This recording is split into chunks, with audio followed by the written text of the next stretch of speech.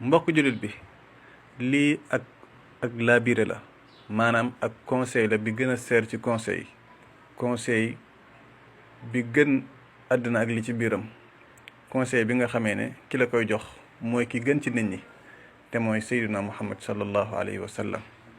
mbokk jullit bi kenn ku nekk ci ñun daf laa wóor ne la su la sa baay woowoon wala sa yaay wéet ak yow ci barab téye sa loxo ne la xam nga bu baax ne man dama laa bëgg, muy lu la wóor tamit, waaye duma yem ci loolu. sa baay ne la maa ngi lay waatal ci yàlla ne man dama laa bëgg, wala sa yaay wax la loolu ne maa ngi lay waatal ci yàlla ne man dama laa bëgg. kon nag conseil bi ma lay wax nii jàpp ko bu baax sa àddina. mbokk jullit bi kenn ku nekk ci ñun fekkoon ne loolu am na, amul sikk sàkkal ne conseil bi la sa baay di bëgg a jox wala sa conseil bi la sa yaay di bëgg a jox di nga ko déglu bu baax, di nga ko téye nga xam nga ne kenn ku nekk xam na ne baayam lu baax rek la ko bëggal, kenn ku nekk itam xam na ne yaayam lu baax rek la ko bëggal.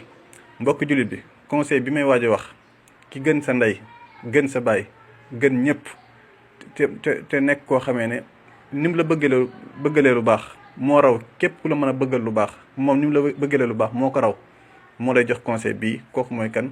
mooy sayyiduna muhammad sallallahu alayhi wa sallam.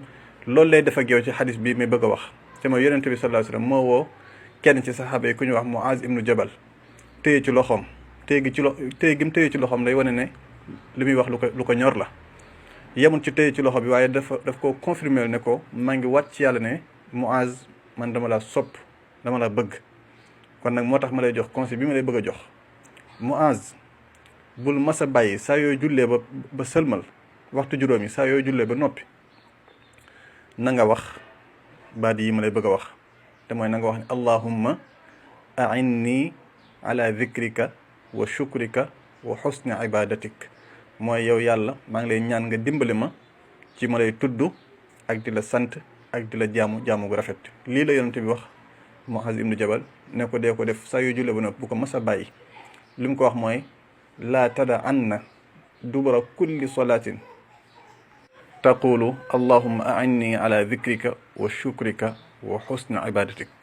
kon mbokk jullit mi ab conseil mi ngi nii, ab labiré bu cher mi ngi nii, jógee ci kan? jógee ci gën ci mbindeef yépp te mooy yonent bi sallallahu alayhi wa sallam.